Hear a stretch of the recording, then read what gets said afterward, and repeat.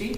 Y a lo mejor la persona, cuando tú conversas con ella o la visualizas o la ves, te vas a dar cuenta de que quizás los cumple. Pero siempre hay que preguntarle a la persona y tener un espacio de conversación qué pasa y qué ocurre.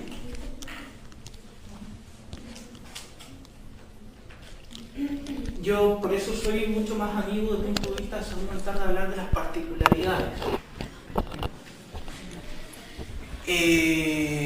Hablemos de depresiones, no de la depresión. Porque todos tenemos desde un punto de vista un funcionamiento, desde un punto de vista en nuestra conducta, nuestra personalidad, o nuestras pruebas que nos puedan aquejar de manera particular. Me puede venir una depresión producto que cortaron el árbol que yo tenía fuera de mi casa y que yo lo regaba todos los días. Tú te preguntarás, pero pucha, ¿cómo te vaya a deprimir porque te cortaron el árbol? Bueno, es la particularidad que tiene cada ser humano de vivir alguna dificultad de salud mental. Es un tema particular. Lo que nos ayuda en los manuales es tener una especie de bitácora o brújula. Ustedes nos pueden escuchar hablar del DSM-4, o el DSM-5, o el CIE-10. ¿Ya? Son brújulas. ¿Ya? Que en realidad quizás nos permiten descartar que esto es esto y no lo otro, quizás. Digo quizás entre comillas porque hay que preguntar a la persona. ¿Ya? Por ejemplo, de repente nosotros, y esto hay que tener mucho cuidado con los diagnósticos, pisamos de repente el palito, por decirlo así, y dice, por ejemplo, no, resulta que tuvo el bebé, generalmente se le ve deprimida todos los días, muchas veces no se quiere levantar, de repente se pone a llorar, entonces, por lo tanto tiene depresión postparto. Partamos desde la base que un embarazo es un proceso sumamente debilitante. ¿Ya? Generalmente, no es que lo pasan increíble, generalmente es un elemento súper debilitante y desgastante, ¿ya? A nivel físico. Entonces es probable y totalmente respetable, y hay que aceptar mucho, que no tenga energía, que llore mucho, que esté mucho más sensible y una serie de otras cosas. ¿Ya? Es totalmente aceptable. ¿Por qué? Porque biológicamente es un proceso debilitante. Entonces, nosotros de repente la depresión.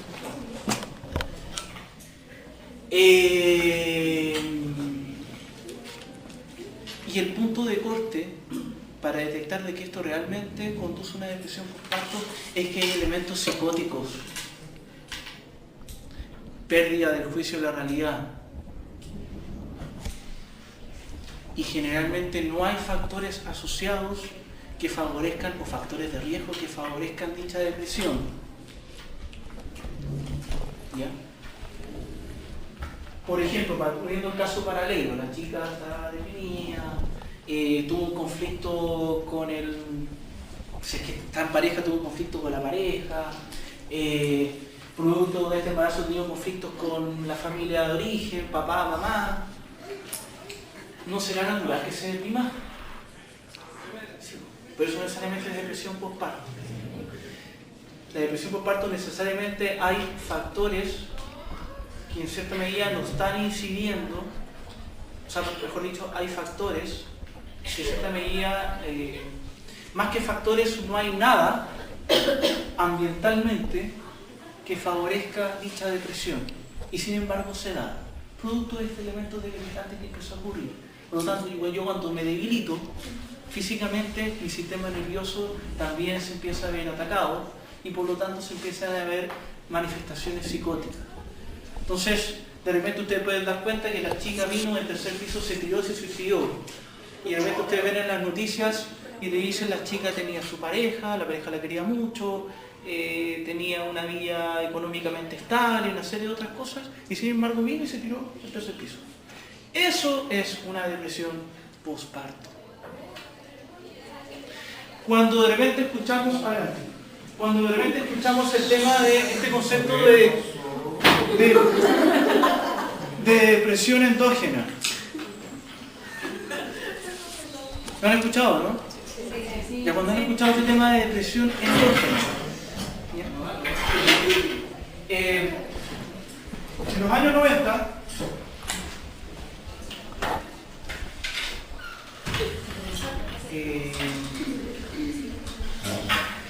había un futbolista que jugaba en la Universidad Católica que se llamaba Raimundo Tupper. ¿Sí? Raimundo Tupper, el tipo las tenía todas. Jugaba a la selección chilena, ganaba dinero, el tipo tenía buena facha, tenía una familia armónica, lo tenía todo. Y el tipo un día vino,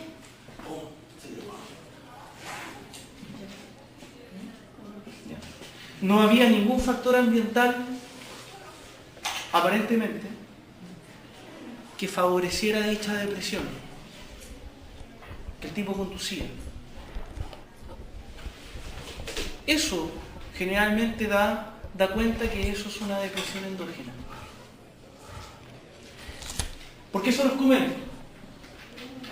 Porque siempre me gusta dar referencia a investigaciones de mi país, porque ustedes también se den cuenta que en Chile hay buenos investigadores y hay gente que hace cosas serias y que ayuda. Y paulatinamente están apareciendo investigaciones chilenas en torno a salud mental, porque si nosotros las tenemos todas, o sea, vamos a hacer un estudio comparativo con otras naciones del punto de vista de la cantidad o la frecuencia de diagnóstico de salud mental en torno a depresión, y Chile sale primero, siempre. El segundo. La única cosa que tenemos. Y bueno, vamos a hacer un estudio desde el punto de vista del patrón de consumo de drogas duras, ya sea cocaína. Ahí estamos. ¿Se entiende, no? Y lo que dio cuenta esta investigación, ¿ya?, es que le abrieron el cerebro, ¿ya?, a una persona que no necesariamente a veces necesita anestesia. ¿Sabían eso, no? Que el cerebro va a abrir el cráneo y no voy a necesitar anestesia. Le abren el cráneo, operación a cráneo abierto, ¿ya? Particularmente introducen electrodos en el sistema límbico. ¿Sabes lo que es el sistema límbico? Sí, nuestro cerebro emocional, está el hipotálamo, la amígdala. Ya. Se instalan electrodos y la persona da cuenta que tiene una manifestación de bienestar. Ay, me siento feliz. El tipo es depresivo, tiene depresión. Está diagnosticado. Está así con cara de felicidad con los electrodos. ¿Ya? Después cierran, lo abren, cierran, hacen sutura. El tipo vuelve a la calle, por ejemplo. Y resulta que cuando llega a la casa se encuentra que está la escoba, como decía un chileno, está la escoba, y se vuelve a deprimir. Eso da cuenta que finalmente los factores ambientales pueden conducir a elementos depresógenos. Y por lo tanto, nuestro cuerpo, nuestra biología, da cuenta quizás que evidentemente la depresión tiene distintas dimensiones, y la principal es el tema biológico.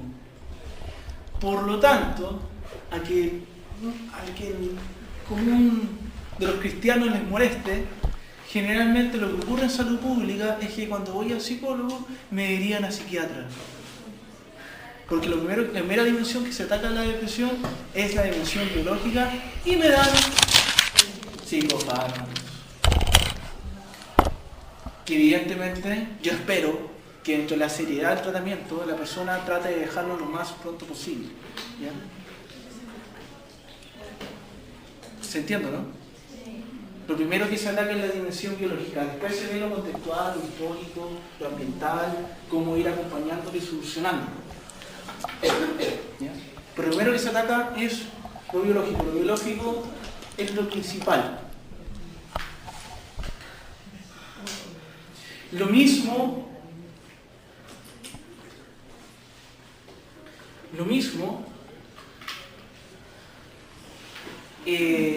yo sé que muchos de ustedes, incluso yo en alguna oportunidad también, y todavía comparto algunas apreciaciones,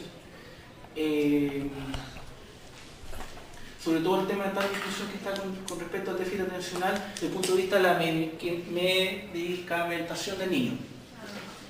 Es un tema que todos quizás no hemos sentado a discutir. ¿Ya?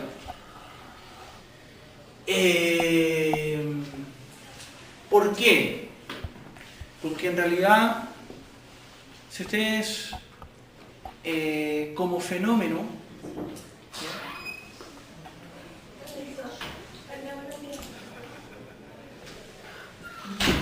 disculpe, me quedé en blanco.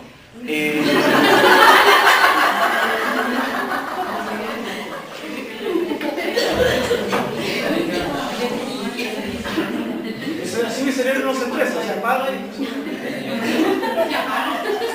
Se apaga. Es por eso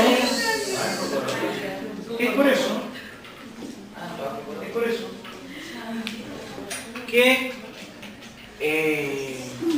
probablemente estos contenidos yo los voy a ir repitiendo las 8 unidades, por algo soy hipnoterapeuta. El hipnoterapeuta es repetitivo, y repite. Bueno, yo voy a ser muy repetitivo con algunas cosas. ¿Por qué? Porque evidentemente quiero que ustedes den respuesta a ciertas dudas de manera inconsciente. ¿Cómo yo puedo identificar una depresión? Vamos, y voy dando respuesta. ¿Cómo me puedo dar cuenta que puede haber un déficit atencional? Respuesta rápida, inconsciente, ¿ya? Producto del lenguaje hipnótico que utilizó el profesor todas las clases. ¿Ya? Entonces, ¿qué es lo que ocurre con el déficit atencional? Uno, lo primero, que a mí me da siempre la sensación de que, primero, el diagnóstico no es tan multidisciplinario. Pues generalmente nos quedamos con el punto de corte que da el neurólogo o el médico, que evalúa al niño en un contexto particular, ¿ya? Donde generalmente los niños también pueden manifestar conductas adaptativas, ¿ya? En ese espacio y manifestarse de acuerdo a un contexto médico. ¿Ya? Por otra parte, yo creo que el déficit atencional tiene un tema de transversalidad. Es lo primero que hay que tratar de darse cuenta. O sea, si yo al niño le digo, oye, me puedes traer, y los niños naturalmente le puede ocurrir eso porque están en desarrollo. Si yo le digo, oye, ¿sabes qué? Voy a ir a comprarme un kilo de pan en la esquina y después a los 2 minutos vuelve. ¿Y qué me dijiste que compraras?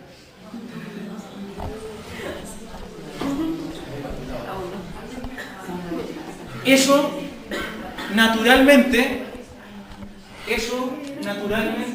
puede ocurrir. Por eso yo siempre tenemos que hacer un análisis en meses, quizás en años, de que si realmente ocurre un déficit atencional propiamente tal, y probablemente el chico tiene que tener un plan de entrenamiento conductual, un plan de entrenamiento emocional, y quizás puede generar un grado de acompañamiento con fármacos, y vuelvo por lo mismo, inicialmente.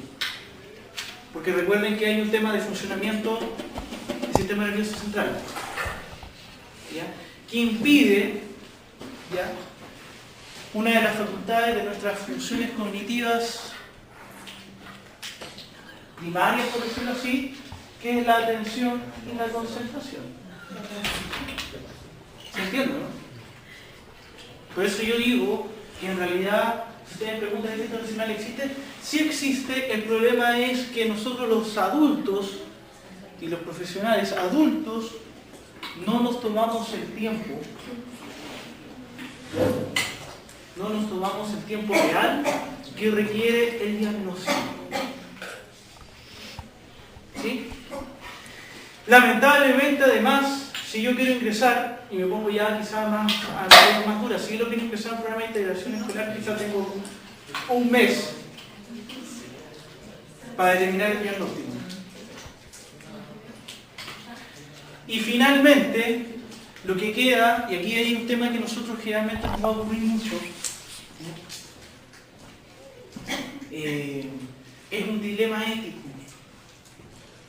¿Por qué? Porque yo me estoy percatando que el chico durante 2 semanas es súper inquieto, no se concentra en una serie de otras cosas, entonces probablemente tiene intencional, entonces diagnostiquémoslo para poder ayudarlo. ¿Por qué? Y yo no digo que esté mal que ustedes operen así o piensen así, porque puedo tener este siguiente razonamiento. No busco que en realidad le hagan el diagnóstico y se le pueda brindar los apoyos que necesita, o lo dejo morir por omisión.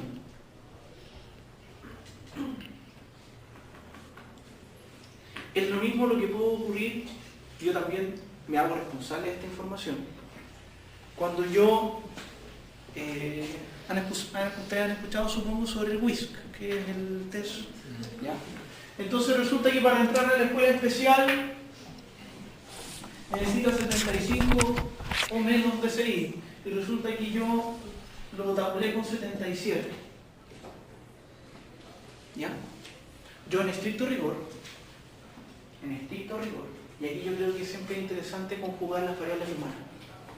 En estricto rigor, el niño no entra a la escuela especial, o al centro laboral, o donde se le quiera brindar apoyo. Pero sin embargo yo me doy cuenta que desde el punto de vista ambiental, el chico no tiene, hay una familia que tiene un nivel de escolaridad bajo, que hay deserción escolar dentro de la familia, y probablemente si el chico no entra a la escuela especial, deserte el sistema. ¿Qué hago yo? Lo digo con total responsabilidad, porque yo quiero ayudarlo, y ahí conjuga mucho el humano también.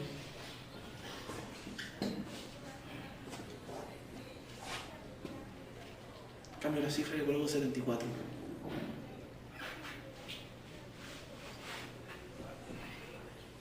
¡Pum! Le pego un combo al sistema.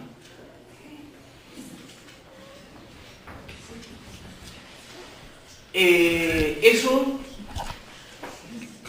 creo que me hago responsable también desde el punto de vista personal.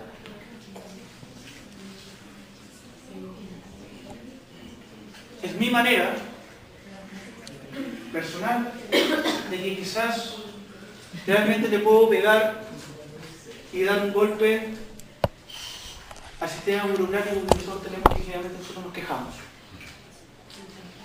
¡Pum! Y finalmente yo al chico le puedo brindar las ayudas necesarias. ¿Se entiende, no? ¿Hay alguna duda? ¿No? Ok. ¿Ah? Sí, no, están todas sus facultades de preguntar. Y en 30, ¿cuánto les dan de break? Media hora. A veces no pasamos. Dependiendo.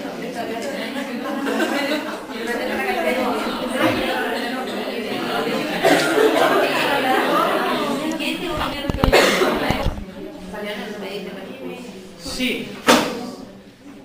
Lo que ocurre es que... A ver. Por ejemplo, en el código de ética del psicólogo, ¿ustedes como docentes diferenciales tienen algún código de ética? ¿O los docentes en general? Los pedagogos tienen un código. El código de ética, me imagino que del colegio profesor. Nosotros lo mismo, tenemos un código de ética que que se difunde desde el Colegio de Psicólogos de Chile. Y hay un apartado que habla sobre la responsabilidad social. ¿Ya? Esto que estamos dando cuenta es atender a este apartado. ¿Ya? Independiente de las cifras de instrumentos, porque en realidad son pruebas y a lo mejor, ¿qué es lo que sucede? Que el día lunes el niño no tomó desayuno y sacó 74, pero resulta que 2 días después sacó 77 y el día sacó 72. Y recuerden que además del punto de vista estadístico, entre un 77 y un 75, ¿hay una diferencia significativa? Desde el punto de vista de la campana y todo. ¿Hay una diferencia estadística significativa? Sí. No, es mínimo. 75 y 72. O sea, perdón, 77 y 75. Es mínimo. Me refiero desde el punto de vista estadístico, matemático. No es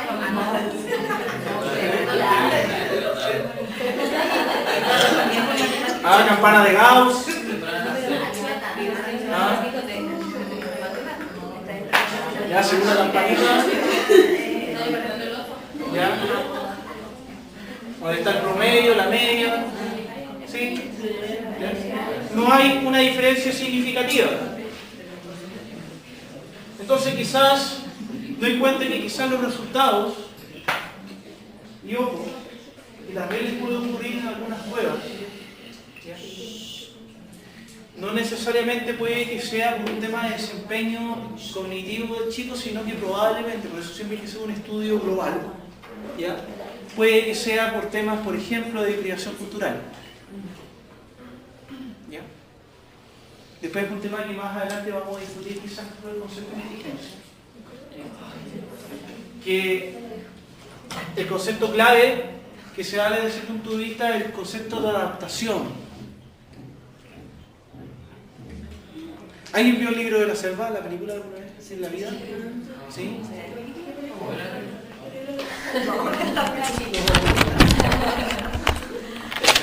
Mowgli. ¿Qué es el Mowgli? No soy Balú. Mowgli es el niño. No, hay ninguna cambiación. Se pregunta desde el punto de vista como es la película. ¿Ya? ¿Es un niño inteligente o no es un niño inteligente? Probar. Lo que le tocó vivir, evidentemente tiene que vivir con los lobos, quizás a comer como lobo, a defenderse como lobo, ¿ya? Quizás lo que los diferencia entre uno y otro punto de vista que era el lenguaje, funciones cognitivas superiores del ser humano. Entonces,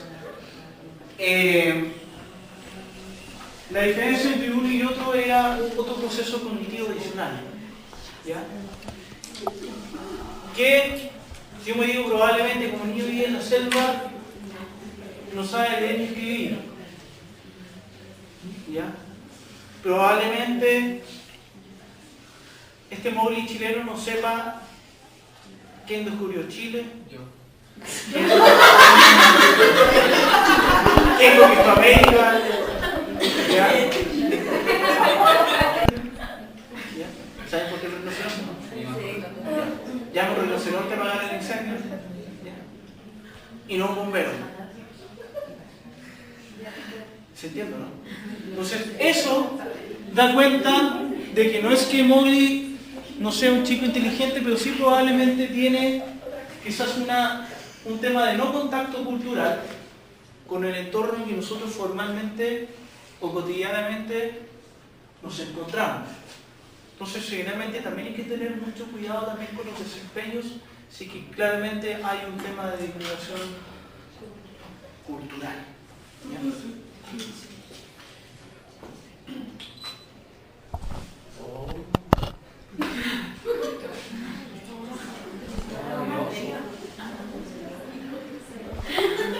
Vamos a ir cerrando la primera parte. ¿Ya?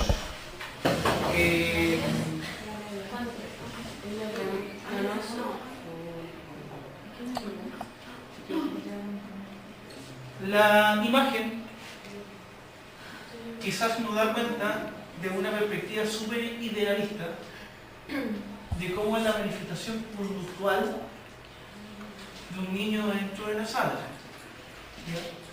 Si yo les pregunto en un universo de 35 alumnos, ¿todos están armónicamente ubicados y pidiendo la palabra? No.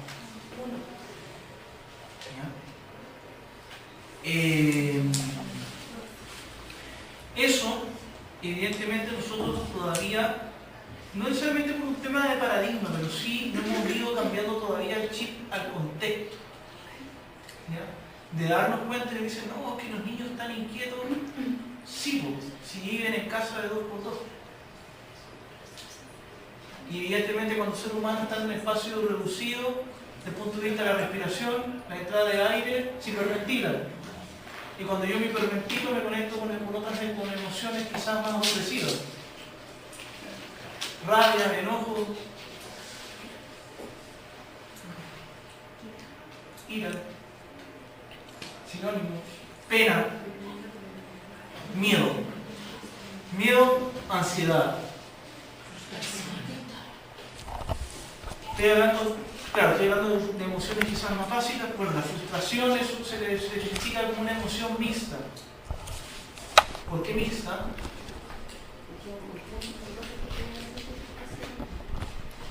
Vamos nuevamente a esto. Ustedes pueden ver a este chico que quizás está relativamente tranquilo, está relajado, está en un estado emocional de tranquilidad. Incluso está hasta con alegría, desde el punto de vista de expresión. Recordemos, ¿ya? Hay una señora, a lo mejor no sé si ustedes la han escuchado, chilena. Yo siempre trato de traer a los chilenos a colación. ¿Ya? Más que nada porque generalmente yo trato de ver un poquito el vaso más lleno y no tan vacío. ¿Ya? Para que de repente digamos, chuta, que los chilenos aquí, los chilenos acá, que en realidad que la Bachelet, ya estoy realmente cansado con esto. ¿Ya? Démonos cuenta que hay cosas que sí, relativamente, voy a atender un tema. ¿Saben cuál es el gran problema que nosotros tenemos? Que nosotros tratamos de hacer funcionar cosas de afuera que en realidad no son atingentes a nuestro contexto. ¿Ya? Si vamos a hacer cosas buenas, hagámoslas como un chileno, acomodado al chileno. ¿Ya? Voy a decir así como la frase que eche para los chilenos. Bueno, la idea es que nos demos cuenta que en realidad este muchacho está en un estado emocional de tranquilidad, quizás porque se dio cuenta que sabía algo y quería responder, ¿ya? Porque no es mucho cara de duda, no es cara de duda, porque cuando tengo una duda quizás estoy un poquito más afligido, ¿ya? Pero evidentemente, como yo les decía, cuando hablamos realmente del tema de la frustración, en el ser humano hay emociones básicas, según Persona Bloch, ¿ya? Que es una actriz chilena. ¿Ya? A veces ustedes se van a dar cuenta de que quizás en la literatura, ¿ya? Que las personas que quizás elaboran teoría o elaboran investigación no necesariamente son del área. Por ejemplo, en psicología hay una corriente terapéutica que es la terapia narrativa. ¿Ya? Y la terapia narrativa, los profesionales que dieron cuenta de esta corriente fueron trabajadores sociales, no psicólogos, ni psiquiatras. ¿Ya? Entonces ustedes quizás se dan cuenta que en psicología o en otras materias hay personas que en realidad no necesariamente son pedagogas, de hecho generalmente cuando aparecen quizás modelos para el aprendizaje no necesariamente lo elaboran pedagogos. Cuando generalmente a veces se elaboran marcos de enseñanza, a veces son personas que no son pedagogas. A veces son neurólogos, pediatras, quienes hablan, trabajadores sociales, ¿ya? Pero a veces en ningún término pedagogo. Incluso quienes elaboran nuestras reformas, a veces nuestros marcos legales, no necesariamente a veces son pedagogos.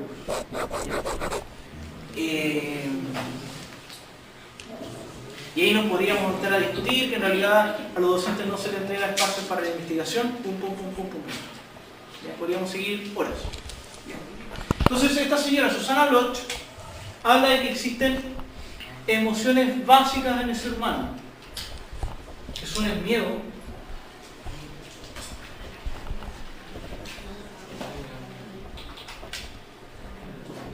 la rabia,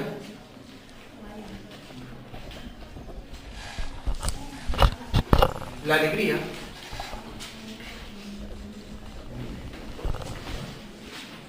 la pena, la ternura y el erotismo.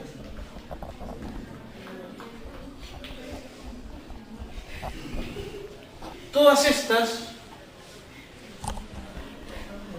básicamente existen porque son las que permiten la sobrevivencia.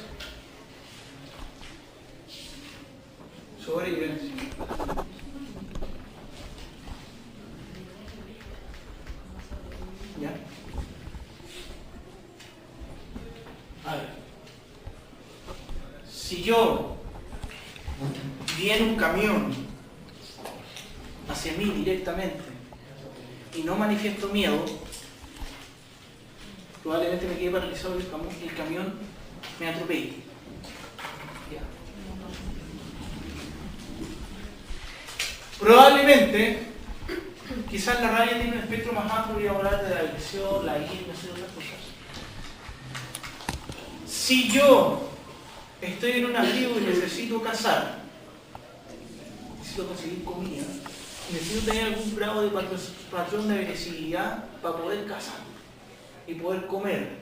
Si yo no sobrevivo, si en realidad, por ejemplo, una persona, por eso se habla de legítima defensa, si una persona me viene a agredir y yo de alguna medida quiero defender mi integridad física, probablemente me conecte con la rabia y lo agreda. ¿Sí? Sobrevivencia. La alegría, ¿por qué existe la alegría? Porque en alguna medida nosotros cuando nos reímos, que es la manifestación de la alegría, ¿ya? Orgánicamente ocurre una serie de fenómenos que nos liberan del estrés. Por eso se vende tanto este tema de la risoterapia. Se vende como pan caliente, curso de risoterapia, y todas las empresas lo compran. Se vende, porque nos libera del estrés. ¿Ya? La pena, ¿ya? Se habla de una emoción básica. ¿Ya? Yo diría que quizás es interesante que también uno tenga de repente perspectivas de repente de análisis un poco más profundo, quizás crítico. De punto de vista, quizás, si nos remitimos a la sobrevivencia, quizás la pena que se manifiesta por el llanto, para el niño al bebé sí le permite sobrevivir. ¿Por qué? Porque si llora porque está dando alguna señal de que quiere atender alguna necesidad. ¿Se entiende, no? Por eso existe la pena. El niño llora, el bebé llora, y probablemente va a llorar porque tiene hambre. ¿Ya? Entonces, es una emoción que nos permite de alguna medida sobrevivir, que se manifiesta a través del llanto. ¿Ya?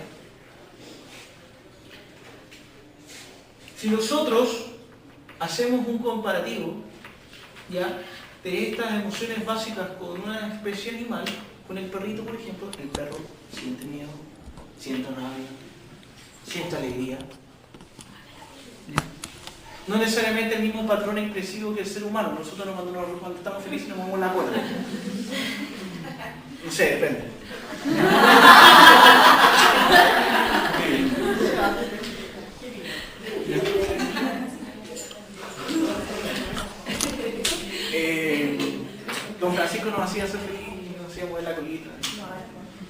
Ya ven, si no me llega, funcionamos con la pena, el perro llora, sí, llora. Si lo veré, si lo, cualquier cosa, llora. ¿Ya?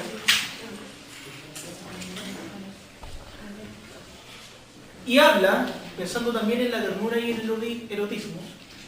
Bueno, la ternura es una manifestación más bien expresiva del ser humano, ¿ya? Que lo conecta con emociones también que liberan del estrés.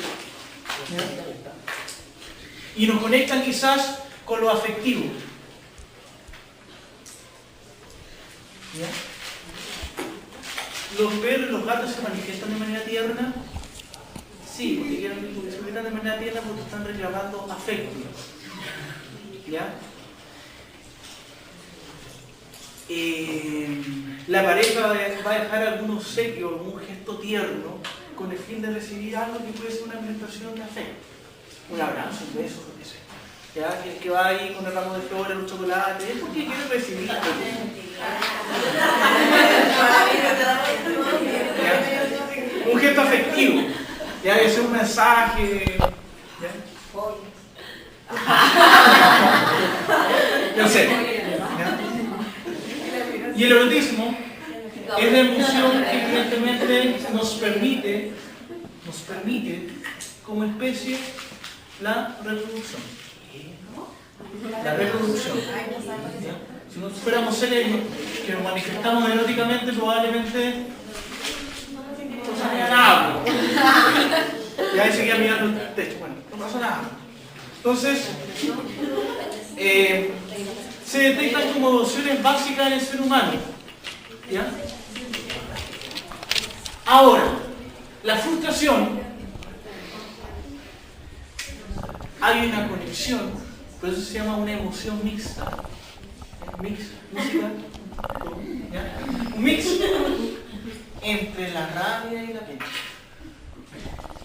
Cuando ustedes notan que el niño está frustrado, que a veces ustedes se dan cuenta que a veces se pone a llorar. ¿Ya? Es porque tiene una conexión de rabia y de pena muy potente. Generalmente, los cientistas sociales dan cuenta de que en realidad siempre detrás de una rabia viene acompañada de una pena. ¿Ya? Pero cuando este se manifiesta de manera combinada, en el momento presente, ¿ya? Eso nosotros le llamamos frustración.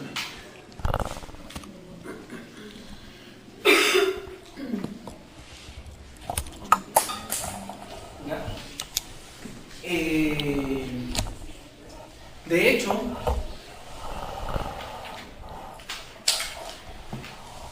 generalmente ustedes van a detectar esta emoción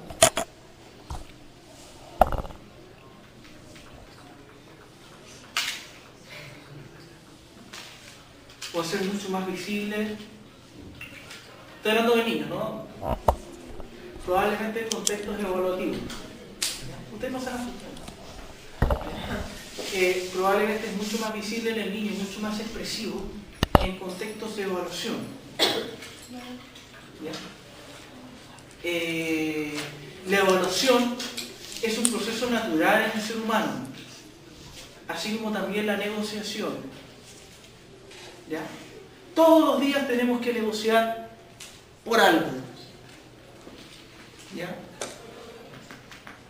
Si el fulano va a salir a carretear con los amigos, de alguna medida hay que negociar que en el momento que ustedes les toque salir, van a poder salir también. ¿Se entiende, no?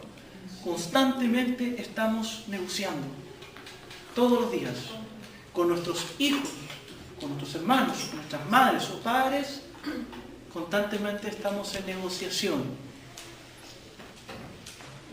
Cuando la negociación generalmente no hace ganar ambas partes, ocurren emociones opresivas que te van acompañando, ¿ya?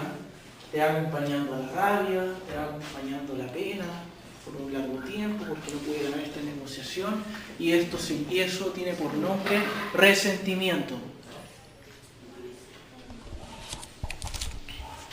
¿Y qué ocurre con el resentimiento? Que probablemente después de 4 meses, luego de haber tenido ese conflicto de negociación, en el cual yo no gané, lo doy a manifestación. El día tanto, a tal hora y en este lugar, ocurrió esto, y me da rabia.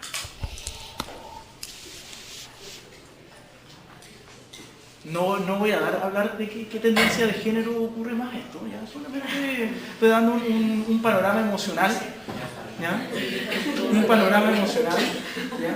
De cómo nosotros conocimos nuestras emociones desde el punto de vista relacional.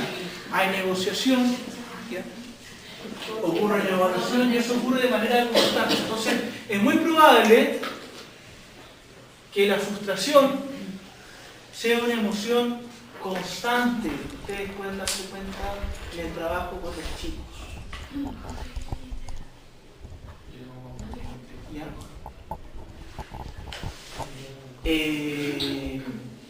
Receta para manejarlos hay muchas. Hay muchas. Desde un clonazepam, hasta un té de melisa, pasiflora, ¿ya? Pero como eso no lo podemos dar en los colegios, ¿ya? Ninguna sustancia que tenga algún principio activo, ¿ya? O una contraindicación, yo siempre encuentro que lo más saludable, y con esto cierro para que se puedan ir al baño, a tomar un café, a fumarse, a fumar algo simpático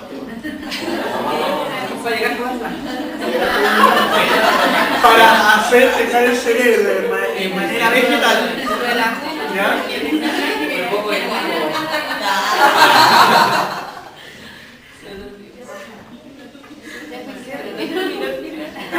Es que en realidad yo creo que el elemento que genera menos contraindicaciones, ¿ya?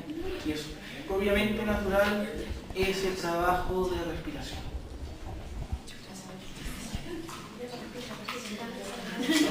De hecho, ustedes quizás en el aula se van a ir dando cuenta, ¿ya? Que de repente ocurre que ya hay espacios de aula que tienen ya rutinas en evaluaciones, incluso antes de comenzar una clase, que hacen un trabajo de respiración previo. Porque no tiene ninguna contraindicación. Creo que para nadie es dañino respirar, pero una respiración bien conducida que genere un grado de relajación y tranquilidad. ¿Ya? ¿Por qué? Y se los doy también como receta porque el niño está en trance constantemente y el adolescente también. Trance entendido que está en un estado, ¿ya?, de relajación o quizás de conexión con los estímulos de manera sostenida. Yo les muestro un video y están en estado de trance, pegados. Es mucho más fácil. De hecho, incluso a veces ahora en las rutinas de aula no son quizás conducentes a una cátedra que se le da a los niños y se les habla durante 2 horas. No, se les habla quizás 30 minutos o 15 menos y después se les da un espacio de relajación, después se vuelve relajación nuevamente, después se vuelve relajación, pum. ¿Se entiende, no? Después pasamos a dispersión, juego, actividad didáctica, pum, pum, pum, pum. ¿Ya? Porque en realidad a través del niño ocurren una serie de fenómenos emocionales y respuestas a ciertos estímulos. ¿Ya? Con esto sí cierro.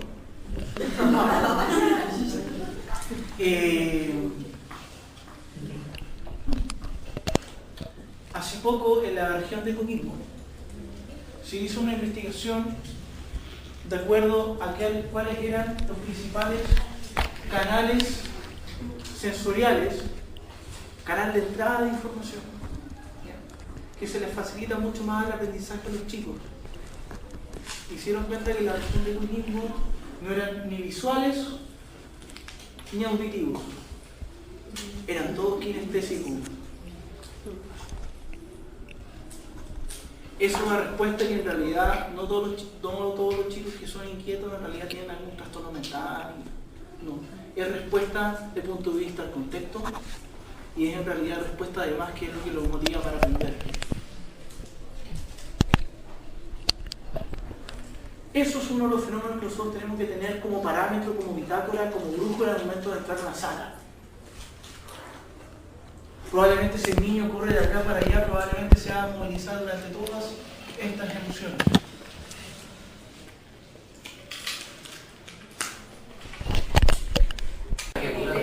Ay, qué pesada. Perfecto. Chicos y chicas. Chicas y chicos. Bueno, siempre es mi tendencia a dar un marco conceptual y histórico de que son las materias en las cuales uno trata. ¿Ya?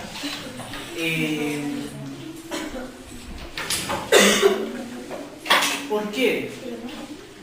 Porque es siempre interesante tener en cuenta que muchos de los conocimientos que nosotros tenemos actualmente vienen de alguna raíz o vienen de algún contexto que surgen en alguna circunstancia, y la cual yo por eso también voy a hacer mucho énfasis. Bueno, psicología, alguna vez a lo mejor ustedes en alguna otra asignatura han visto este recuadro, o más bien este recuadro, esta descripción, que proviene del griego, ¿ya? Bueno, y nosotros las grandes raíces de nuestros estudios provienen o de los romanos o de los griegos, ¿ya? Generalmente de nuestra cultura occidental,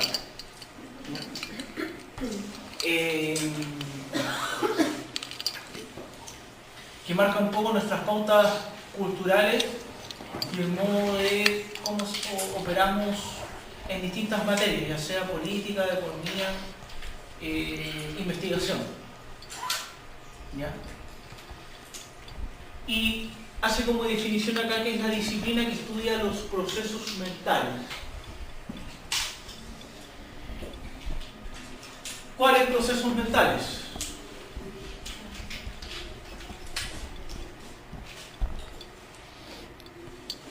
Memoria,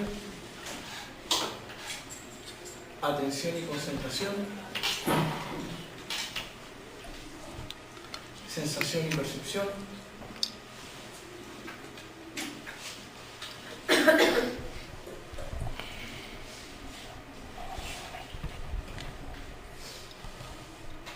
lenguaje,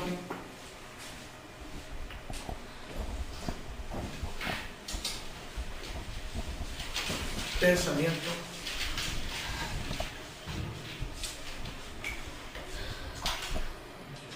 y yo diría que iríamos ahí acompañados de la mano. Yo diría que estos tres juntos están todos acompañados. Inteligentes.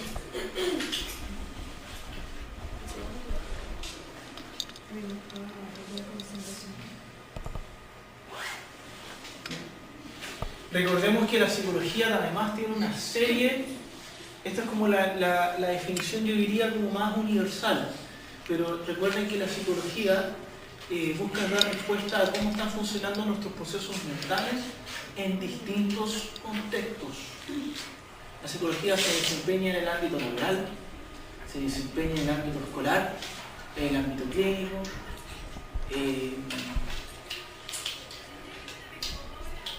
comunitario, organizacional, forense, jurídico, deporte, y podría seguir. Hasta el momento formalmente es reconocida alrededor de 54 especializaciones. Generalmente aquí en Chilito operamos más o menos como alrededor de 7 u 8. Convención en universidades, 5. Pero no más allá de eso. Luego, la psicopatología, ¿ya?, proviene de la misma raíz de psicología que tiene que ver con la mente. A ver, y aquí vamos a dar un análisis contextual. En los tiempos de los griegos, cuando se hablaba aquí, estoy hablando también en época de Roma, cuando se habla del alma, ¿ya?, se habla de un elemento necesariamente que tiene un origen divino.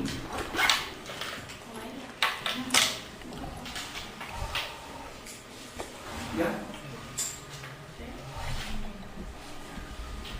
¿Por qué? Porque antes, más o menos hasta el siglo XV después de Cristo, se pensaba que los trastornos mentales, yo diría que un poquito antes, ya se pensaba un poco, se iba determinando que los trastornos mentales tenían una raíz divina, como si uno tuviera un maleficio. ¿Ya? Producto de eso existía este tema que se conocía como la locura. ¿Ya? Por eso la raíz lingüística viene de lo que es el alma. Luego, la mente como concepto, que es una abstracción, ¿ya?, para dar cuenta en realidad de algo que necesariamente vemos, ¿ya?, pero sí podemos dar cuenta de lo que ocurre con nuestro cerebro. De hecho, ustedes saben que hay ciertas cosas del cerebro que todavía no hemos podido encontrar respuesta científica. ¿Ya? Y la mente, desde el punto de vista, se la asocia más no a un elemento de origen divino, sino simplemente un elemento corporal, que es el cerebro. ¿Ya? Y logos, que en realidad es para todas las ciencias, es el tema del origen de lo que es el estudio. Y la psicopatología, por eso estoy entendiendo el tema de la raíz lingüística, habla de que principalmente el tema del patos, lo patológico, patógeno, enfermedad, ¿ya?, habla sobre la enfermedad del alma, si estamos pensando en los primeros siglos. ¿Ya? Que esta enfermedad venía de origen divino. ¿Ya? Pero como ya pasamos desde el punto de vista de la psique, que tiene que ver algo con el tema mental, habla sobre el tema de la enfermedad principalmente de la psiquis, de la mente. ¿Ya? Lo define acá, un saber acerca del sufrimiento del alma. Si lo vemos en términos antiguos, si lo vemos en términos modernos, se refiere al estudio de las manifestaciones psíquicas anormales. ¿Ya? Actualmente, chicos,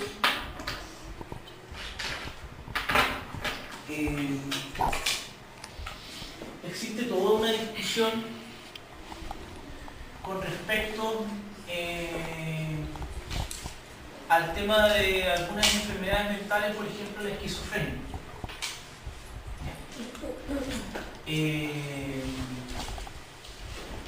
Que si bien hay ciertas situaciones de resorte orgánico, hay temas principalmente que atienden como una persona anormal porque de alguna medida manifiesta conductas o ideas que no tienen que ver o no son consonantes o tienen concordancia con lo que está sucediendo en su entorno. Por lo tanto, como no tiene concordancia, nosotros lo tratamos como algo anormal. De hecho, nosotros si, por ejemplo, extrapolamos algunas prácticas, por ejemplo, orientales o del Medio Oriente y las traspasamos desde el punto de vista de nuestro contexto occidental, podemos dar cuenta que quizás son conductas anormales. Porque la norma la ponemos nosotros. Y las normas en distintos contextos son distintas. ¿Ya?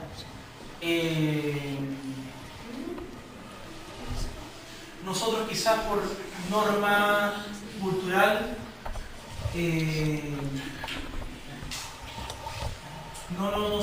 no manifestamos flatulencia, por ejemplo, cuando estamos comiendo con un grupo. Nosotros incluso.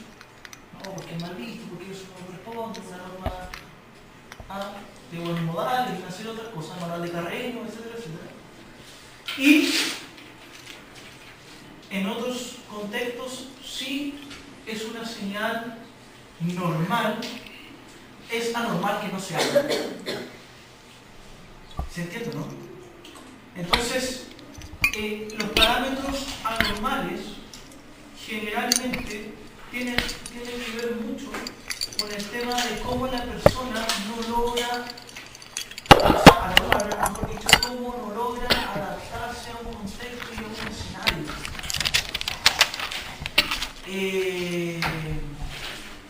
Evidentemente, una persona con esquizofrenia quizás va a tener un grado de delirio con alguna figura divina y va a decir que es Cristo y Jesús.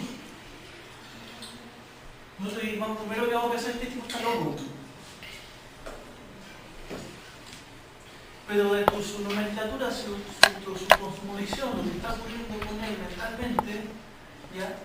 Es algo completamente normal. Para los ojos de nosotros, que estamos sentados acá, es algo completamente normal, pero el tipo está loco. ¿Ya? Hay tipos que lo pasan súper bien con su esquizofrenia. Y tú le preguntas, ¿eres feliz? Sí, yo soy feliz, lo paso súper bien. O hay otros que ahí son los que realmente, por ejemplo, acuden a psicólogos. Aparte de psiquiatra, es que, por ejemplo, cuando ven los enanitos que le empiezan a decir cosas, lo empiezan a pasar mal.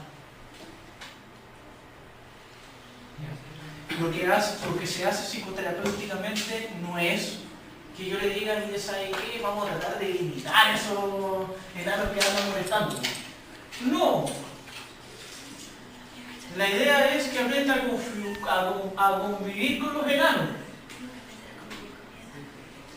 Y alguna medida quizás va a tener que tener un diálogo interno y hablar con los enanos y decirle, mire, ¿sabe qué? No me moleste.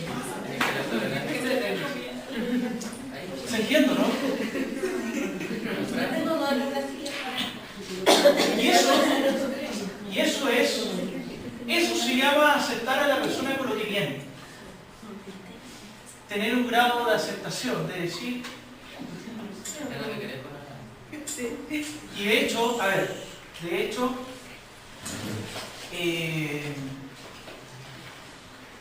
paulatinamente, desde el punto de vista contextual, los programas de salud mental tratan de buscar de que la persona con esquizofrenia se vuelva a reinsertar en el medio social. ¿Por qué la mayoría de los esquizofrénicos tienden a la agresividad? A ver, tenemos que entender principalmente que hay fallos desde el punto de vista orgánico. Yo diría, si lo veo desde el punto de vista gráfico, hay cortocircuitos. ¿Ya? En un cerebro que evidentemente nos movilizan y somos mucho más propensos a manifestar emociones. Sobre todo cuando el contexto es contradictorio desde el punto de vista de su cosmovisión. Por eso es que nosotros, de repente, en sentido común, decimos a los locos no hay que llevarle la corriente. Claro que no hay que llevarle la corriente, pues se enoja. ¿Se entiende, no? Sobre todo, y recuerden algo, hay un autor que se llama Bleuler se escribe, que habla, y fue uno de los primeros que se atrevió a dar como una especie de nomenclatura con respecto a la esquizofrenia, y habló de que tiene una teoría que se llama las 4A de Bleuler.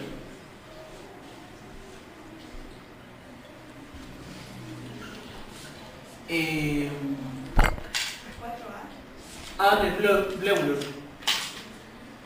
Habla sobre, por ejemplo, que autismo, asociaciones laxas, Discúlpeme si no me acuerdo de las 4. Estaban asociaciones laxas, autismo, había dos más.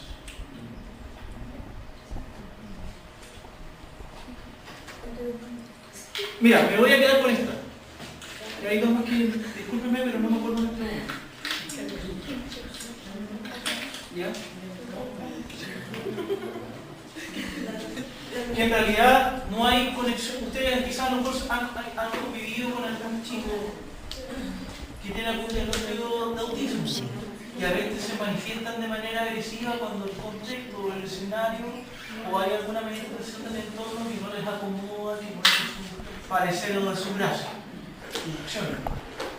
El esquizofrénico tiene ese síntoma también. Entonces, evidentemente se va a manifestar en alguna circunstancia de manera agresiva. Incluso, como también desde el punto de vista de estos tipos tienen dificultad de conexión con el otro, la manifestación agresiva, por ejemplo, si tratan de dar algún golpe, a lo mejor se lo dan al aire.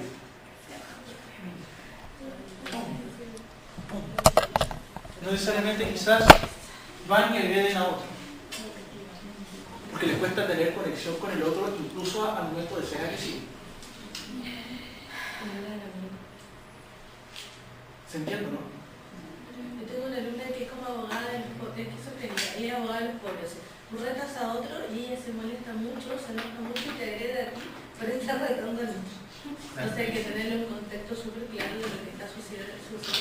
Hay que hacer muchos encuadres, muchas aclaraciones. Yo diría que como se dice por ahí coloquialmente, la paciencia es la madre de todas las ciencias.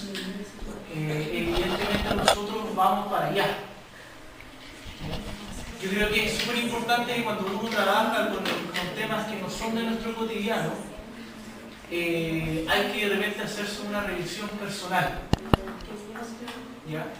Nosotros, yo creo que todos los que trabajamos en salud mental tenemos que hacernos una mantención, nuestra postura personal. Me paralizo, me movilizo, empiezo a sudar, se me pega el estómago, lloro, me enojo. Todas esas lecturas hay que tratar de ir haciéndolas. Porque de alguna medida uno también trabaja con el cuerpo. El cuerpo de alguna medida se impacta.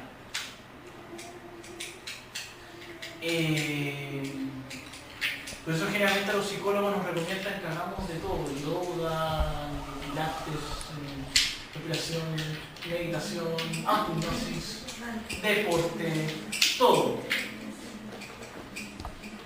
Todo lo que nosotros de repente llamamos tan armónicamente como autocuidado. Y un concepto bien amplio, porque nosotros tenemos distintas maneras de autocuidarnos.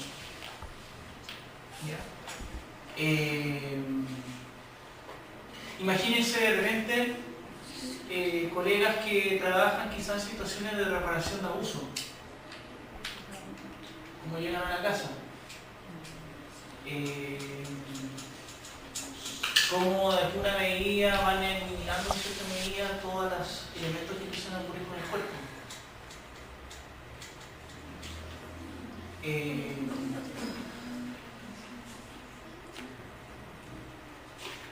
Evidentemente, yo he escuchado testimonios de colegas que tienen pareja y evidentemente no tienen la actividad sexual. Desde el punto de vista cómo puede responder el ser humano. Atendiendo además que en Chile también nosotros hacemos varias investigaciones y damos cuenta que el 70% de las agresiones sexuales a un menor, ¿ya?, ocurren con miembros significativos, ya sea de la familia o del entorno social.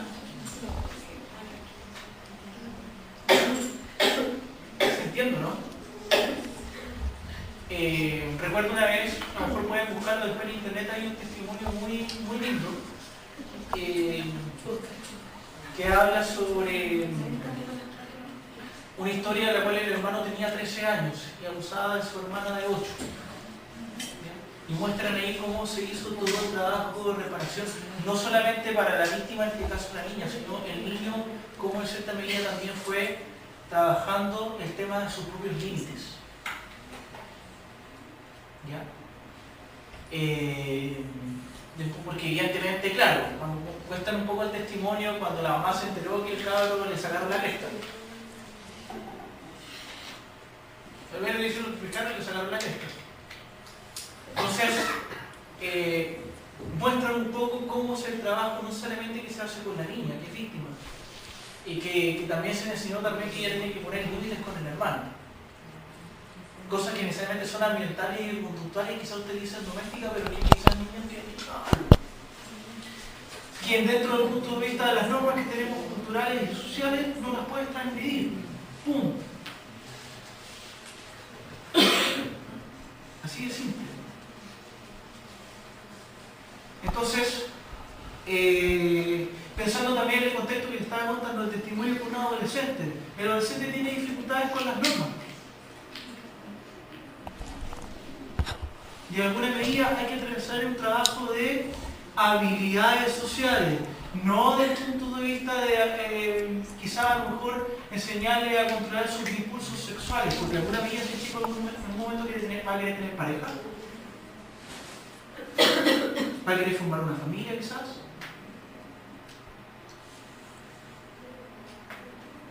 Quizás una cosa muy distinta de decir si yo soy un abusador, es un abusador, bueno, ¿cómo deja de serlo? Alguien en realidad tiene complicaciones desde el punto de vista de su deseo sexual en torno a un conflicto con los límites. Eso es una hipótesis psicológica. No necesariamente irnos a lo psicopatológico que esta persona se enferma. ¿Se entiende, no? De hecho, pensando en este tema tan bullado que ocurrió actualmente, de que liberaron a algunos presos y algunos tenían algunos delitos de agresión sexual, de hecho, Gendarmería ahí se lavó las manos. Qué bueno que lo hicieron, ¿ya? En el sentido de que hay, claro, hay psicólogos ahí que dijeron, este tipo no puede salir. Y siempre se recomienda que, por ejemplo, si hay una persona que se le da cuenta a ver, no necesariamente que haya tenido una agresión sexual, porque, ojo, hay una distancia de una persona que es pedófilo a que haya hecho una agresión sexual, porque a lo mejor la agresión sexual se dio con un solo niño, y generalmente quizás un miembro significativo, el hijo, el sobrino, con una persona. El pedófilo es con todos los niños. ¿Ya? Generalmente con las directrices que da Gendarmería con respecto al pedófilo es que esté en trabajo de acompañamiento psicológico y psiquiátrico de familia. O sea, siempre tiene que, según una medida, si yo le doy un sistema de libertad vigilada, siempre va a tener que ir al psicólogo y así. Siempre. Si no va, se va preso. ¿Qué es eso? De hecho, cuando los tipos van por libertad vigilada, evidentemente van obligados. ¿Ya? Tú me preguntarás, claro, para que haya cambio tiene que haber motivación para el cambio. ¿Ya? Evidentemente, por ejemplo, yo me puedo tomar 3 garrafas de vino todos los días y si para mí no es un problema no voy a ir a terapia.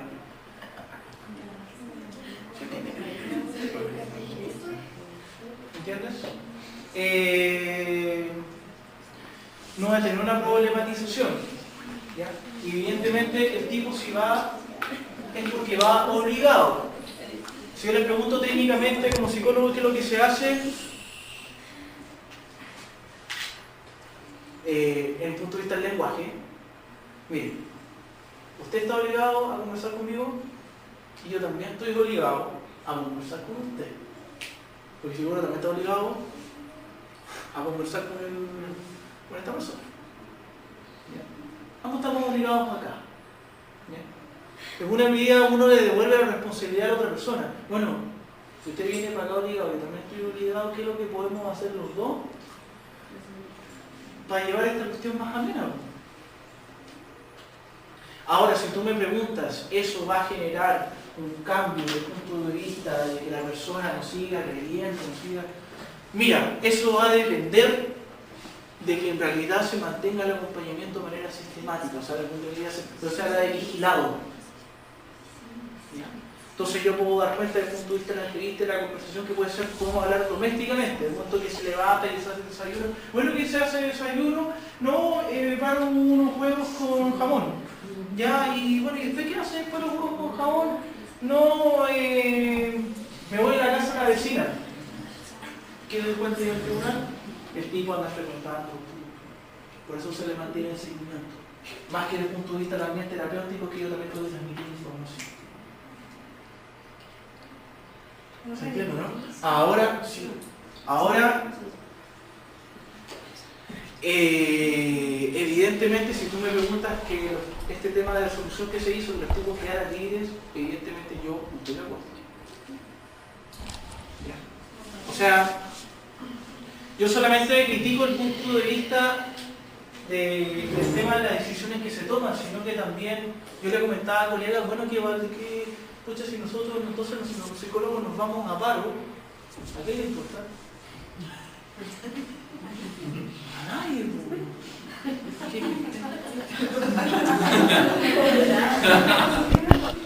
Ahora si se van de paro los colectiveros, ya les queda la escoba.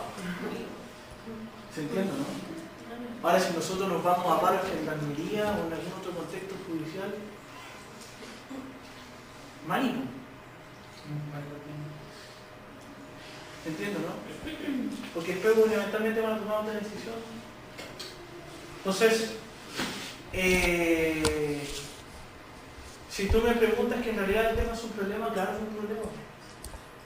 Claro que estamos generando en cierta medida un conflicto ciudadano de convivencia. Si la cárcel o el sistema penitenciario no solamente para un tema de protección y vamos a cumplir todos los espacios, no solamente cerreo. Hay personas que de repente prefieren irse a la cárcel porque la fuera los pueden matar. Y se autoprotegen. Y de hecho, si tú me preguntas por qué quizás el sistema de libertad vigilada va al psicólogo, porque prefieren no estar en la cárcel e ir al psicólogo antes de estar afuera. Y eso es totalmente razonable.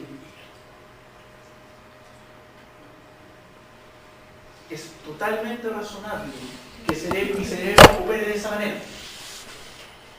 Oye, pues, si no voy preso. ¿Voy o no voy? Voy. ¿Se entiende, no? ¿Ya?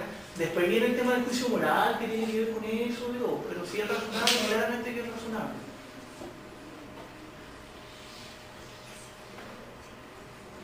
¿Se entiende, no? O sea, si tengo que pagar la pensión alimenticia todos los meses porque si no la pago muy bien precio, la pago. ¿O no? Y después si debo no sé cuántos millones de pesos, escucha, la magistrada me irá a retar y pondré cara así como de... ¿Usted debe 100 millones de pesos? Pondremos la cara de imbécil, ¿no? ¿Se entiende, no? Y si voy al tribunal, pues para darme preso, y ver cómo pago. ¿Se entiende, no? Eso es totalmente razonable. Y es totalmente, no digo justificable. Y listo. O sea, ¿me entiendo lo que... ¿Sí? Claro, evidentemente. Pero tiene que ver con el tema psicopatológico, evidentemente. ¿Ya? Ahora la psiquiatría. La psiquiatría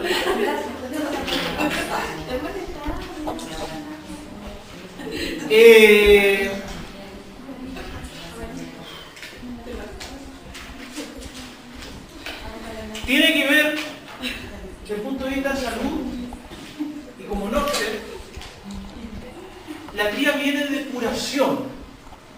¿Ya? Dice ciencia que dedica al estudio y tratamiento de las enfermedades mentales. El objetivo es prevenir, diagnosticar, tratar y rehabilitar los trastornos de la mente. Yo les pregunto a ustedes,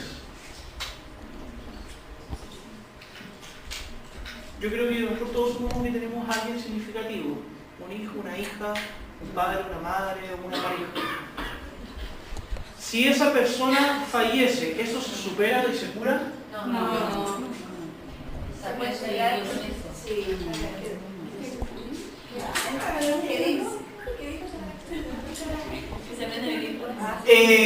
Un abuso sexual, ¿tiene cura? No. Bueno, estamos todos dando alguna cosa. No se cura, pero se tiene que, uno va a terapia porque trata de aprender a vivir con eso. ¿Ah? Mira, si yo no era elegido esta profesión, entonces no, de alguna medida tiendo a creer en el cambio. De repente el cambio no necesariamente es que, de hecho, de repente el cambio ocurre por efecto bola de nieve, como se dice. ¿Ya? A veces la persona va a terapia, ¿cierto? ¿Me pregunto? Bueno, sí, cierto. Porque yo me pongo en el caso de la niña que la violaron los 30 tipos, no sé si esa niña va a poder aprender a decir. De hecho, depende de cómo fue la agresión, depende, a veces se hace un análisis de cómo es la agresión sexual. Pero es que igual ella como que está dando declaraciones. Ahora, o sea, yo creo que ese caso nosotros nos pone a merced, ese caso nos pone a merced para hacer, hay que hacer un trabajo ahí de joya. O sea, sumamente riguroso, en el sentido que en realidad, a ver, yo les decía previamente, si yo de alguna medida no creo en el cambio, ¿ya? En cierta medida, y lo hablo también desde el punto de vista para ustedes, si ustedes no creen en el cambio a nivel transversal y general, hagamos otra cosa. Entonces, en este caso, de repente las cosas, cuando uno va a terapia, a lo mejor uno dice, mira, ¿sabe qué? Voy porque yo cuando niño recibí un abuso sexual de un hermano, y no sé otras cosas, o un primo, un tío. Y hay veces que cuando se empiezan a desarrollar objetivos de terapia, los primeros objetivos que se desarrollan de repente es súper doméstico. Como por ejemplo la persona durante 10 años nunca fue a un concierto.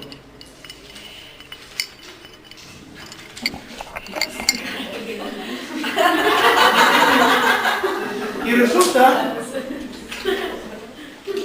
que dentro de la conversación dice, y sabes que yo siempre he tenido el ánimo de nuevamente ir a un concierto, y empiezan a conversar en terapia sobre eso, y finalmente la persona va al concierto. Ustedes de repente preguntarán, ¿eso tiene que ver con el abuso sexual? Películas para los niños, nada que ver. Pero la persona, producto de ese evento, ya fui al concierto, lo pasé bien, chuta, ¿sabes qué? Me dio ánimo ahora de poder trabajar y poder ir a pagarme mi concierto. Estaba sin trabajo, se movilizó, consiguió trabajo, eso se llama efecto bola de nieve. No necesariamente estoy trabajando el abuso. ¿Ya? Ahora, después de que empecé a hacer todas esas cosas y a conseguir objetivos importantes, empecé a hacer funcionar mi vida, digo, después como a la 8ª sesión, ¿ya? Porque nosotros de repente tenemos la creencia que cuando uno va a psicólogo o psiquiatra necesariamente hay que trabajar el trauma inmediatamente y empezar a contarme todo lo que pasó con el abuso, donde me tocaron todo. Y uno cree que lo está haciendo espectacular porque la persona está haciendo catarsis. Y resulta que después de como 4 sesiones de catarsis no vuelve más. Porque pasó toda la sesión puro llorando. Fue al concierto, fue a trabajar, empezó a ganar plata, se empezó a subir la autoestima, empezó a vestirse mejor, a peinarse, a echarse un buen perfume, a sentirse bien, no tenía pareja, se animó a buscar pareja, y resulta que de repente te dice, ahora me siento bien, me siento con recursos para que podamos conversar ahora con tranquilidad, en paz, este maravilloso. Roles. El vínculo, ¿ya? En cierta medida permite Y de hecho a ustedes les puede ocurrir, un niño les puede decir, mira, ¿sabes qué? Profesor, estoy niño complicado porque tuve relaciones sexuales sin condón, ¿y qué hago? ¿Qué hago? Pucha, hace esperar aceite, no sé.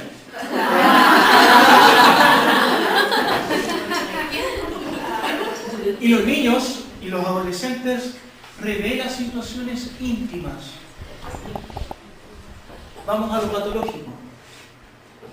La intimidad es un espacio de desarrollo para el ser humano. Cuando yo vulnero la intimidad de alguien mediante una agresión, evidentemente altero el desarrollo.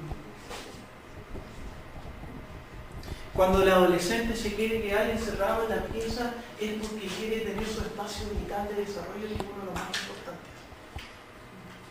El espacio de intimidad, porque yo me conozco, me escucho, pienso, lloro, grito, escucho música, me relajo, hago un tránsito por todas las emociones, por todas mis funciones cognitivas, etcétera, etcétera. Cuando un otro vulnera o agrede ese espacio, evidentemente desordena todo esto.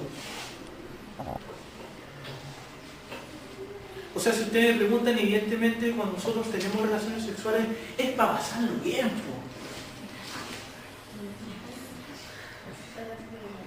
No va después irme como culpable, y la cortar, y tomarme la cabeza. ¿Se entiende, no? Es para pasarlo bien. Llegar con una sonrisa de oreja a oreja a la clase, no todos. ¿Se entiende, no? Evidentemente una agresión sexual puede conducir a esa materia, que refiere que en realidad la relación sexual la moviliza como algo culpable, o algo que quizás no es grato, y que no me genera quizás placer. Ahora, ¿por qué a veces ocurre que personas que reciben un abuso sexual tienden a buscar con mayor frecuencia relaciones sexuales? Que de repente nosotros conceptualmente decimos hipersexualización. ¿Ya? ¿Por qué buscan mucho más relaciones sexuales y tener más relaciones sexuales? ¿Por qué? Porque en alguna medida, cuando ocurrió la violación o la agresión sexual, no tuve control de esto. De lo que es íntimo. Perdí el control. Y busco tener obsesivamente más relaciones sexuales para ir perdiendo control de esa situación. Fíjense el modo de razonar que puede llegar a tener el ser humano. Que no necesariamente quizás opere, porque yo esperaría quizás si una persona, dentro de la lógica, es que si tiene una agresión sexual, no tenga más ganas de tener relaciones sexuales, si me agredieron. O sea, si alguien a mí me pega un combo, evidentemente yo no me voy a acercar quizás a esa persona, pero la relación se rompa. Pero en este caso, en la agresión sexual, probablemente ocurra que la persona busque más relaciones sexuales, porque de alguna medida quiere buscar una manera de poder controlar ese momento íntimo. Porque yo en ese momento perdí el control. ¿Se entiende, no? Fíjense un poco la lógica que de repente tiene el ser humano, que quizás es diametralmente, sobre todo con temas de abuso.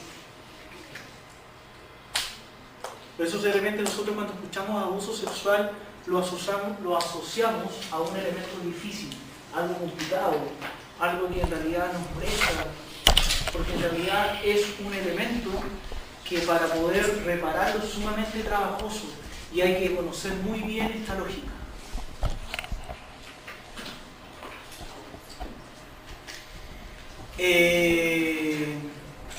Les voy a hacer el paralelo.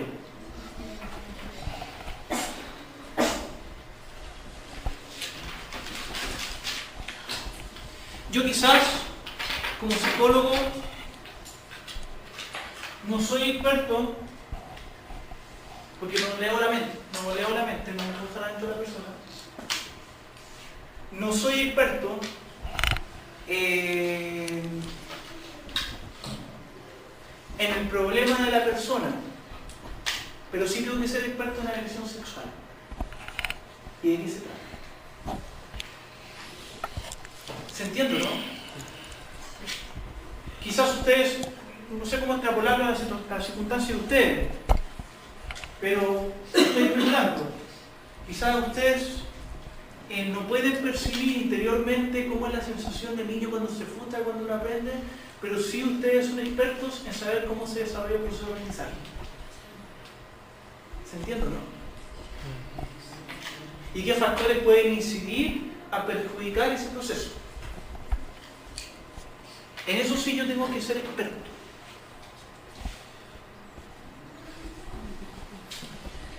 Sigo. La psicopatología, del punto de vista de cómo hace la categorización del punto de vista de la enfermedad, la asocia a 3 elementos. Uno, del punto de vista conductual.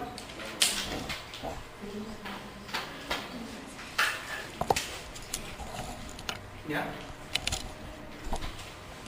De repente nosotros en aspecto escolar hablamos de repente de conducta disruptiva. ¿Ya? Que observamos que los chicos patean la silla, y le pega al compañero, le quita el lápiz y se lo rompe. ¿Ya? Y eso nosotros de repente lo asociamos a una conducta disruptiva. ¿Ya? Porque de alguna medida altera el funcionamiento del entorno en el cual nosotros estamos insertos.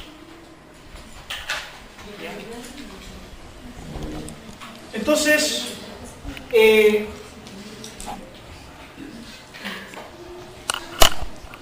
eso lo que nosotros observamos le llamamos esa actividad, o lo que observamos del otro se le llama conducta. Luego,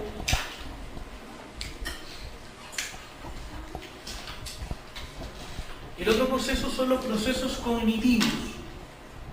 ¿Ya? Y es quizás la materia donde ustedes probablemente entren a ayudar, a colaborar y a hacer intervención.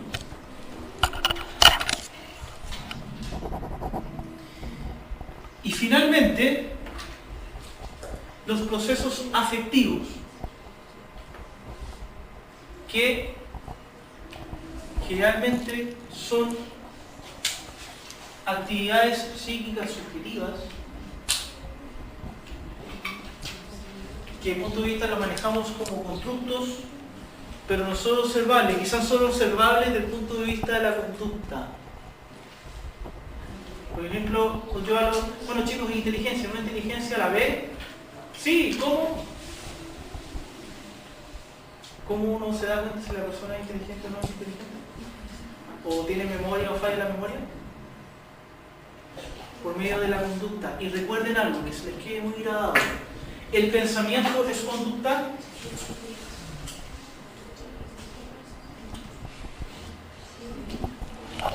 Ojo, el pensamiento no lo puedo ver. ¿Es conducta? Desde el punto de vista psicológico, del punto de vista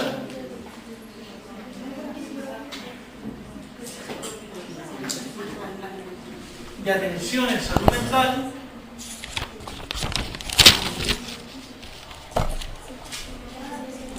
porque nos podemos poner a discutir aquí qué es primero el huevo o la gallina. ¿Qué es primero? ¿El pensamiento o la conducta? ¿La conducta del pensamiento? ¿Se entiende, no? No, porque la persona lo dice de manera inconsciente y no lo piensa. Lo dice sin pensarlo.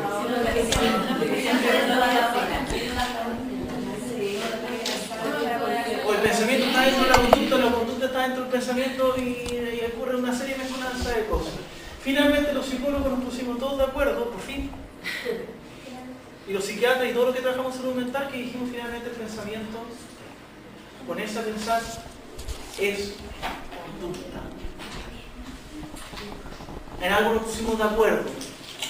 Fíjense que es complejo.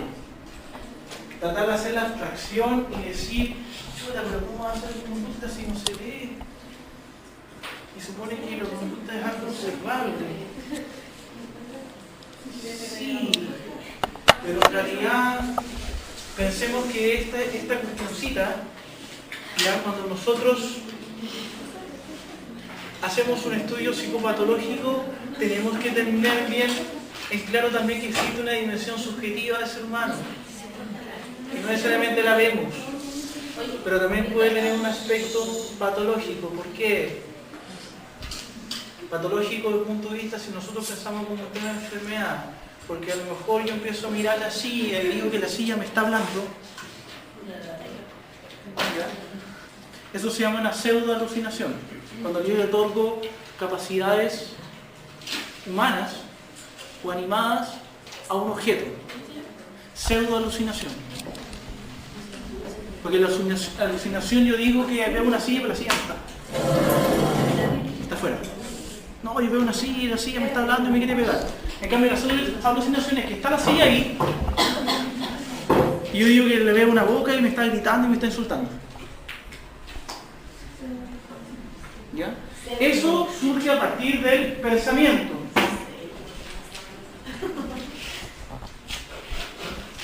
Y lo otro tiene que ver con los procesos afectivos.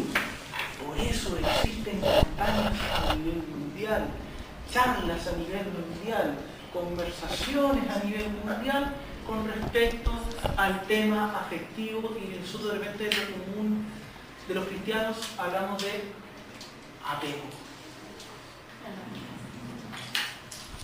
¿Ya? El apego, en cierta medida, está comprobado, que siempre va a facilitar la movilización a conductas del ser humano. Y el afecto, nosotros de repente lo hacemos con temas mucho más corporales, el abrazo, y mi niño, y mi guaguita, y si un padre, estoy pensando quizás en términos generales, le dice a un hijo adolescente, ¿lo puedo decir en chileno o lo digo en chileno? Mira, bueno.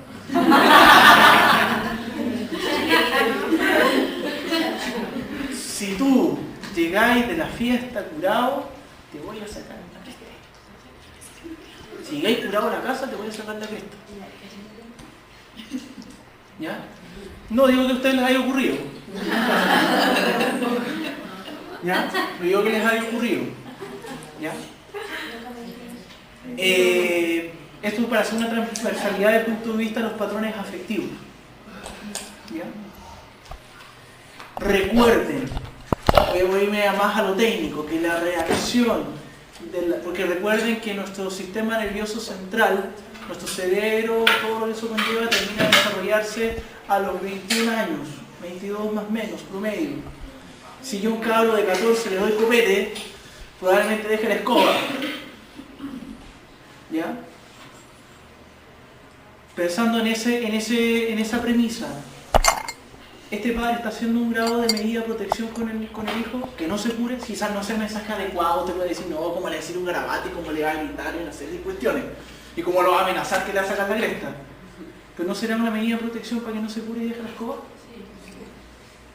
Eso necesariamente, si no fue con ayuyú, ni mijito, ni por favor, no, en vez de 2 garrafas tómese una, en vez de 3 chimbolbos tómese uno, ya, en vez de 3 chimbolbos tómese una, todos los derivados que fume cogollo y no pagar agua, porque para agua es ¿ya? Pero si existen los nombres, nosotros los chilenos tenemos nomenclatura para todo. Tenemos definición para todo. Por eso siempre somos excelentes contribuyentes para la Real Academia Española, porque siempre inventamos conceptos distintos y conceptos nuevos. Somos los mejores contribuyentes, yo creo que somos los que más aportamos. ¿Por qué? Porque tenemos un tema cultural de darle tipificación y nombre a todo. Esto se llama esto y se define de tal manera. De hecho, ustedes quizás con los niños ya se van a encontrar con conceptos que nosotros ya no manejamos. y no tenemos idea de qué se trata y vamos a tener que ir a la fuente directa que son ellos. Entonces, es de alguna medida una fórmula de protección que hace este padre, por ejemplo, un ejemplo, que hace este padre, y eso no quiere decir que lo quiera menos, quiere decir que es una forma de expresión afectiva. Porque yo te quiero proteger.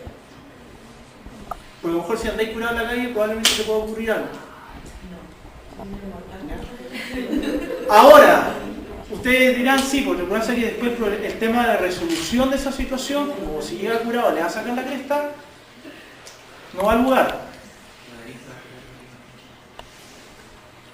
Pero es la estrategia de resolución que establece el padre para protección del hijo. Ahora bien,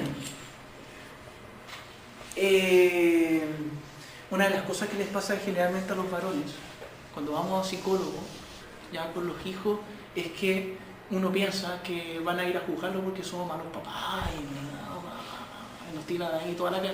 El psicólogo nos va a decir lo pésimo que lo hacemos y las mamás igual. ¿Ya? No. La idea es que siempre hay que ir reconociendo las habilidades parentales que tengan los padres, valga la redundancia, porque quizás a lo mejor son temas transgeneracionales. O sea, ese mismo te voy a sacar la cresta si venís curado, me lo dijo mi abuelo. O me lo dijo tu abuelo. Mi abuelo también me dijo que si yo iba curado a los 15 años, te voy a hacer. Y después el papá de él también le dijo que si iba curado a la casa, porque son patrones de estilos de habilidades parentales que son transmitidos. Y son fórmulas de protección. Y de repente incluso, bueno, quizás las mamás envían este mensaje mucho más desde la emoción y desde lo sentimental. Estoy diciendo que te voy a sacar la cresta porque te quiero. Es contradictorio. Ojo, voy a entrar en materia de edad. Nosotros, desde el punto de vista del proceso cognitivo y de salud mental, estamos llenos de mensajes contradictorios. Llenos de mensajes contradictorios con doble lectura. De hecho, hay teorías, chicos y chicas, que hablan que de repente la esquizofrenia se produce, uno de los factores ambientales es que la persona vive en un entorno donde se emiten mensajes contradictorios. ¿A qué me refiero? Vuelvo al mismo ejemplo. El papá le dice, oye, ¿sabéis qué? No quiero que te toméis ni un copete cuando vayáis a fiesta, y cuando llega el hijo a la casa, el papá ya se ha bajado como 3 de whisky. Es contradictorio el mensaje, ¿no? Sí. Totalmente contradictorio. Si le digo a este cabrón, oye, no quiero que fuméis cigarro ni marihuana, no sé, y yo estoy ahí, me repito en la casa. No estoy entrando a juicio desde el punto de vista de la sustancia, sino estoy entrando en que en cierta medida estoy entregando un mensaje con dobles lecturas. Al igual que cuando, no sé, hay diferentes normas para los hijos. Esa cuestión porque, por ejemplo, a mi hermano siempre le pusieron así como las normas ahí, aunque era como el regalón de ser mayor, siempre le pusieron todas las normas. Y si llegaba a las 12, el permiso era hasta las 12, llegaba a las 12 una castigado, así tal cual. Pero a mí nunca me pusieron normas, para nada. ¿Y eso? Pero tenía mucha más confianza conmigo.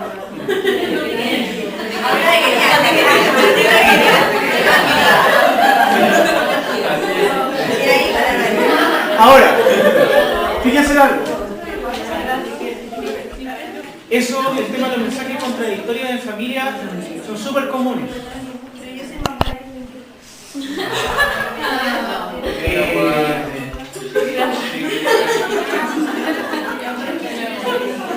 Por ejemplo,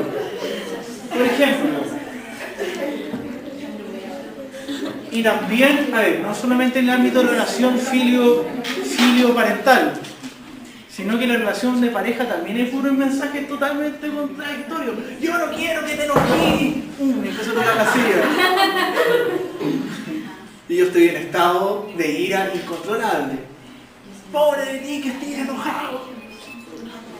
Está lleno de mensajes contradictorios. ¿Ya? Sobre todo que el cerebro del niño y del adolescente es mucho más perceptivo de los estímulos. Cuando dicen, no, si el niño se da cuenta de todo, sí, claramente, pues sí. No de todo, pero no es, y no quiere decir que en realidad quizás puede haber alguna falla quizás en la comprensión de lo que está sucediendo en el entorno, pero sí recibe mayor cantidad de estímulos.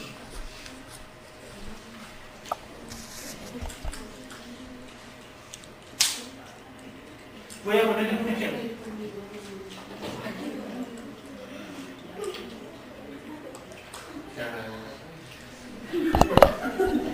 Si un niño, evidentemente, estoy haciendo un ejemplo súper superficial. Si un niño va al mar, ¿ya? Que tiene una estatura de 1,20 m, evidentemente se va a mojar mucho más o va a repasar mucho más rápido el agua. Es una persona que mide 1,90 m. El agua le va a llevar quizás a la rodilla. Significa que recibe mucho más menor cantidad de impacto con el agua. El niño finalmente pasó una hora y lo y dio vueltas y cayó ahí el chocolate.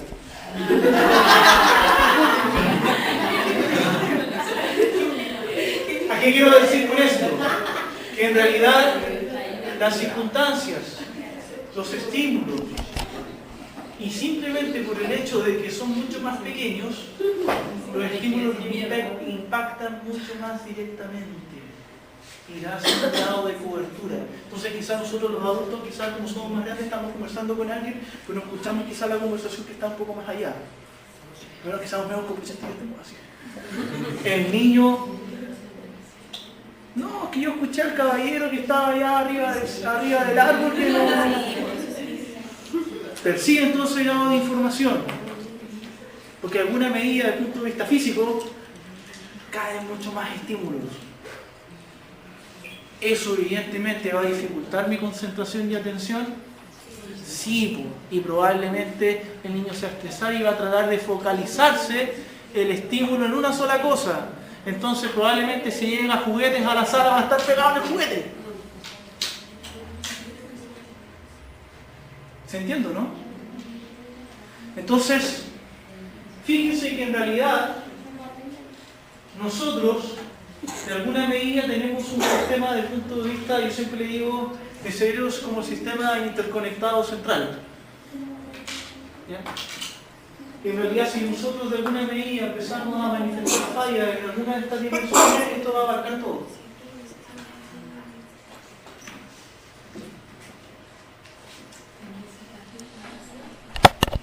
Definición de psicopatología infantil.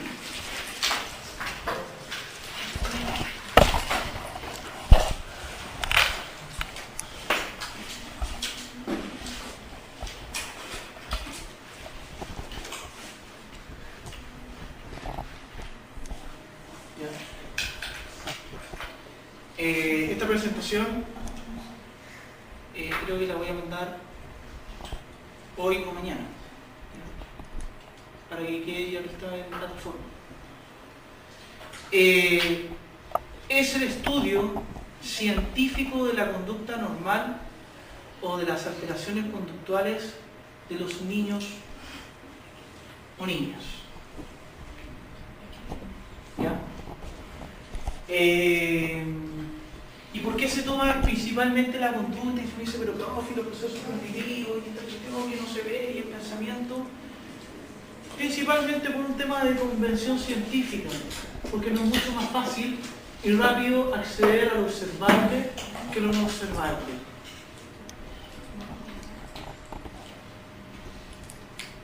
Las ciencias duras, la biología, la química, la física, de alguna medida son ciencias que tratan de dar cuenta de cosas que son observables a nuestros sentidos o detectables. Y de alguna medida se busca hacer ciencia desde eso. Y la psicología pasó a ser ciencia porque se vendió este sistema. Se vendió este sistema desde un punto de vista científico de ver lo observable, medir lo observable. O medir mediante un instrumento y quizás dar cuenta de un número. Fíjense de repente en nuestros informes. Resulta que el niño consiguió 75 puntos y escribo todo un apartado sobre lo que se indica ese indicador desde el punto de vista numérico. Y después cuando viene el análisis cualitativo, cuando se lleva lo subjetivo, así. Porque de alguna medida incluso nuestros instrumentos buscan en cierta medida dar una respuesta desde lo cuantitativo, dar quizás una nomenclatura de respuesta necesariamente objetiva, de acuerdo a lo que me dice el número. Y después cuando viene el apartado conducta observada en el niño, todo en línea. Resultado del test desde el punto de vista 75 puntos, así un apartado. Así un mamotreto. Y finalmente cuando llega el informe al psicólogo, leemos las dos líneas que son chiquititas. O cuando llega el informe del profesor, de hecho yo les recomiendo que generalmente cuando ustedes emitan algún informe, subrayen, coloquen en negrita, porque somos flojos para leer. Finalmente siempre tenemos leyendo los títulos y lo que está en negrita. Y punto. ¿Qué? La psicopedagoga, el educador me metió un informe como 4 hojas. Ya voy a leer las conclusiones.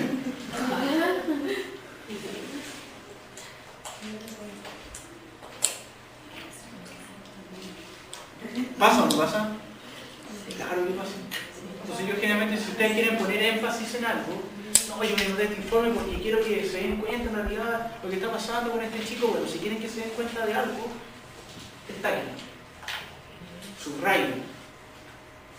Acuérdense de los procesos cognitivos, la atención, la concentración, llamar la atención, punto. Si de alguna medida nosotros también operamos de repente con pensamientos medio infantiles de niños. Si al niño le gusta el libro con bonito, y si no tiene bonito, no lo lee. No, que pucha, en el bonito salen 3 líneas nomás para leer, entonces no está cayendo el libro bonito. ¿Se entiende, no? Años pretéritos. Y aquí me voy a tener una última reflexión. ¿Ah? ¿Se la ha hecho muy largo? Diga la verdad. Desde años atrás, la psicopatología estaba mucho más preocupada por el estudio o el análisis de la conducta o las manifestaciones que podía tener el adulto. ¿Ya? Piensen ustedes que hace un par de décadas salieron emitidos, por ejemplo, documentos que van a la base sobre los derechos del niño, no van en el siglo I.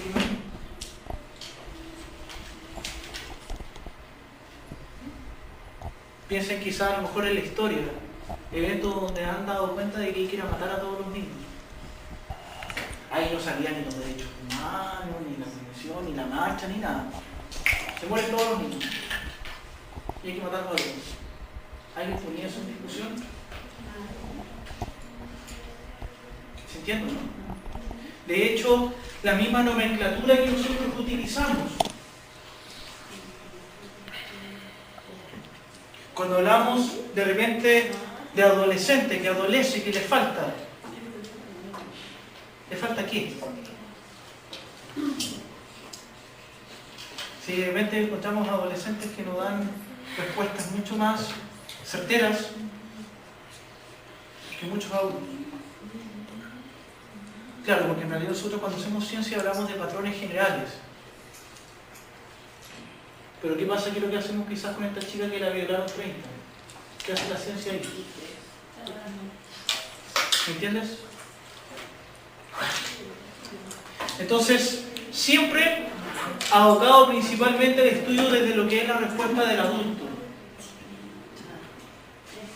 De hecho, piense que también culturalmente las personas iban a escolarizarse o a recibir un bagaje cultural en la antigua Grecia no desde los 5 años. Piense que nosotros también como país republicano hace un par de décadas establecimos cierta obligatoriedad de enseñanza. O sea, nosotros estamos sumamente en pañales todavía en muchas situaciones desde el punto de vista de la educación. Todo. Sobre todo en el tema de abordaje y cuidado del niño, intervención, todo.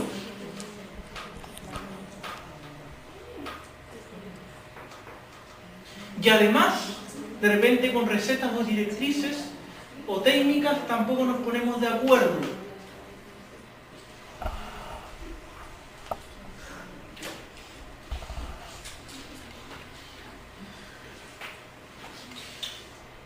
Entonces, por lo tanto, se les prestaba poca atención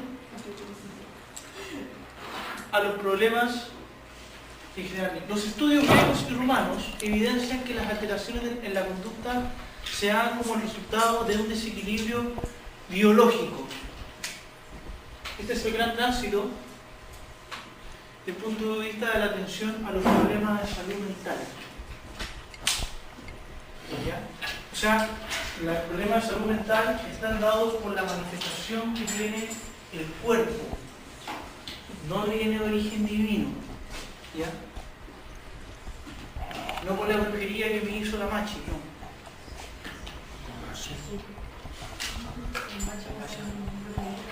¿Ya? No, tiene que ver necesariamente con un tema de respuesta corpórea. Y este caballero, que creo que es el que marca la pauta de lo que es no solo la respuesta a situaciones que ocurren desde el punto de vista de salud mental, sino también física. El señor Hipócrates afirmaba que cuando las sustancias humorales llegan a un desequilibrio se presentan los trastornos mentales.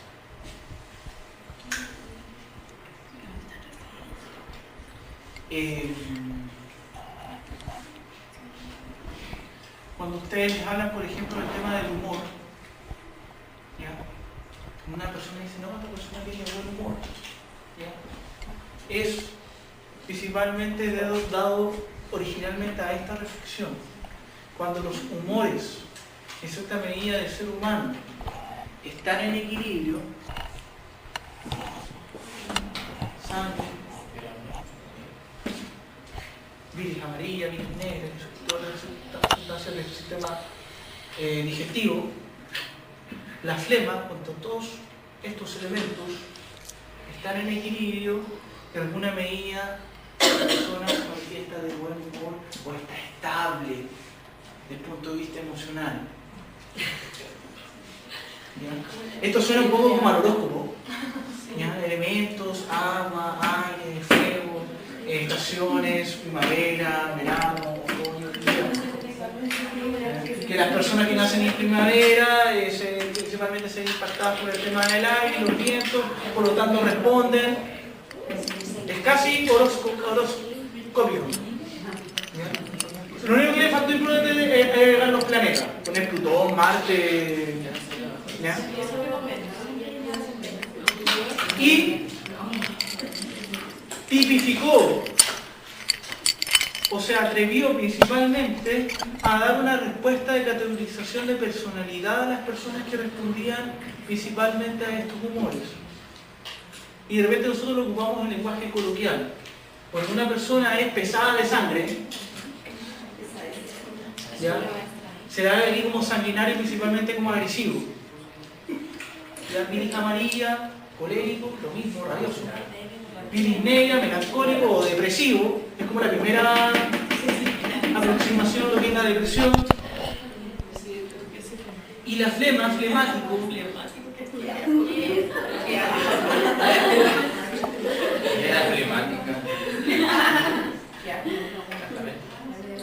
flemático se le habla como la flema es un elemento biliar que puede ir y volver.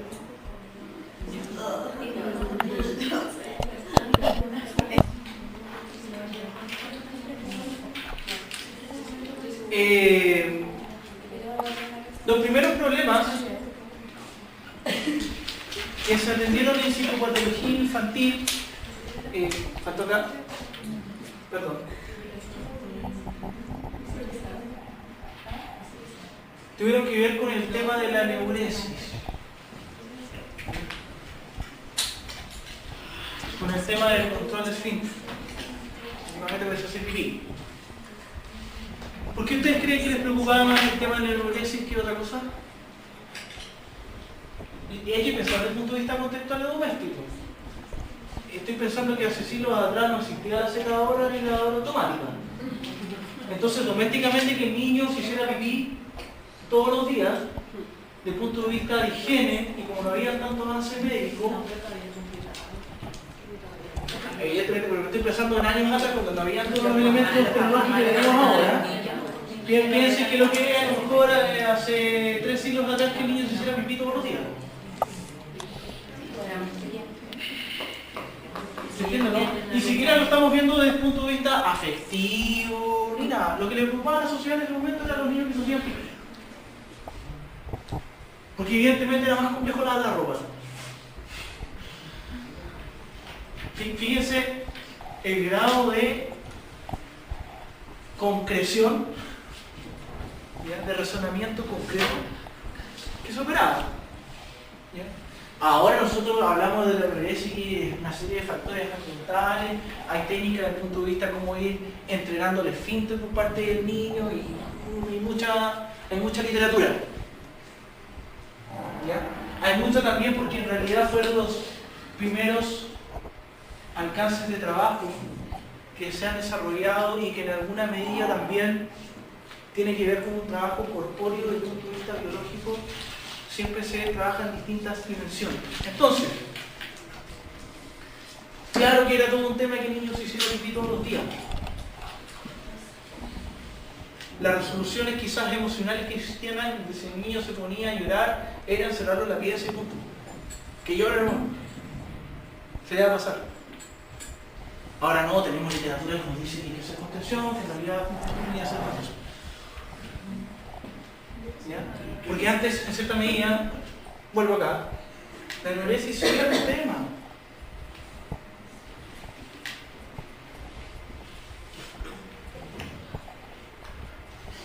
Sí era un tema.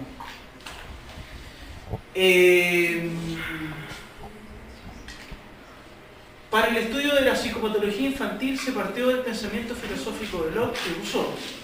O sea, estamos hablando de la psicopatología infantil, propiamente tal, tiene alrededor de 3 a 4 siglos.